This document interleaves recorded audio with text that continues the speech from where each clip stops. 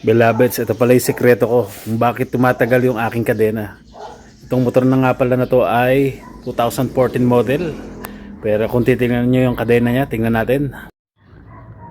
Ayan po, wala kayong makikitang kalawang dyan. Makita pa yung gold, yung pagka-gold nya. Medyo madumi lang kasi galing sa trail.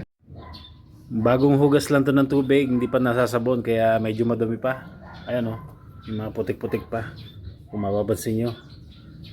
Pero kahit ganon, pansinin nyo wala siyang kalawang. Ayan. Bakit kaya? Papakita ko sa inyo kung ano yung sikreto ko. Eto po yung sikreto ko. Yan. Kahit basain mo pa yan, paliguan mo ng dumi, mag-trail kayo maghapong umulan, hindi basta-basta kakalawangin yung kadena nyo. Kasi ito yung gamit. Ito yung gamit ko. Ayan o. Ito yung sikreto natin. Bisbella chain lube. Yan, pang on. Yan. On and off road yan. Only river crossing. Walang problema. Nakakailang trail na itong motor natin pero hindi pa rin kinakalawang yung ating sprocket at yung kadena. Dahil dito. Salamat, Bisbella. Yan, try natin ilagay sa ating motor.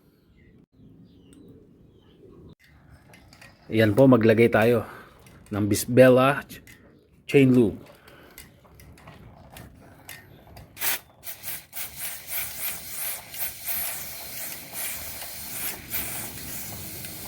Ganyan lang ako maglagay, simple lang. Okay na yan. Tingnan nyo kung gaano ka-smooth paikutin to.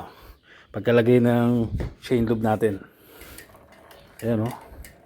Smooth na smooth. Ayos. Add to cart na yan. Bisbella chain lube.